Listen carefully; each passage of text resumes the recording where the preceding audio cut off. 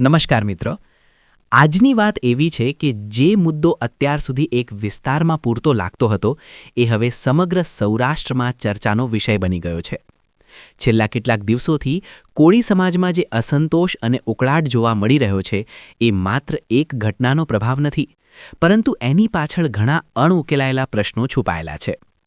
પ્રધાનમંત્રી નરેન્દ્ર મોદીની સોમનાથ મુલાકાત દરમિયાન યોજાનારી જાહેર સભાને લઈને કોળી સમાજમાં જે નારાજગી વ્યક્ત થઈ રહી છે એ શા માટે છે?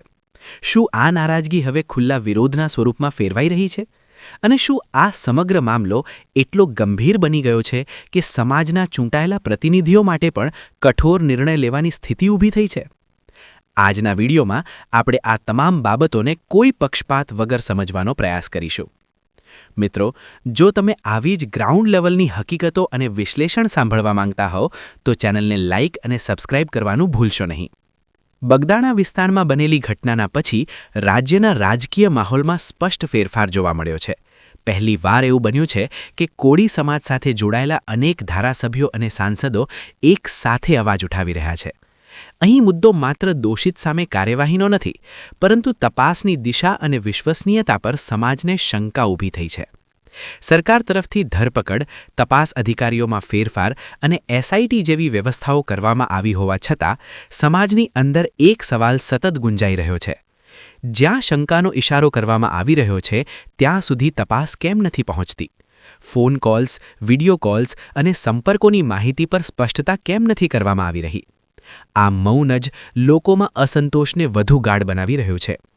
હાલ પ્રધાનમંત્રી સોમનાથમાં છે, પરંતુ આ વચ્ચે અનેક ગામોમાં એવી ચર્ચા ચાલી રહી છે કે જ્યાં સુધી ન્યાયની લાગણી ઊભી નહીં થાય ત્યાં સુધી કોઈ પણ જાહેર કાર્યક્રમમાં ભાગ લેવો નહીં.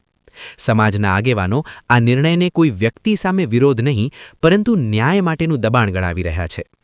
હવે સ્થિતિ એ તબક્કે પહોંચી છે જ્યાં સમાજની અંદર એ પ્રશ્ન ઉઠી રહ્યો છે કે શું ચૂંટાયેલા પ્રતિનિધિઓએ હવે રાજકીય સીમાઓની બહાર જઈને નિર્ણય લેવો પડશે?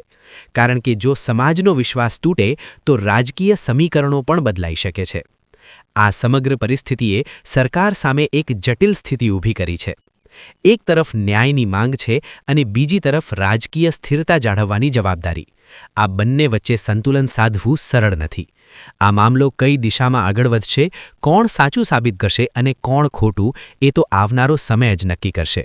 પરંતુ એટલું ચોક્કસ કહી શકાય કે આ ઘટના હવે માત્ર એક કેસ નહીં રહી, પરંતુ રાજ્યની રાજકીય અને સામાજિક દિશાને અસર કરતી મહત્વની ઘટના બની ગઈ છે.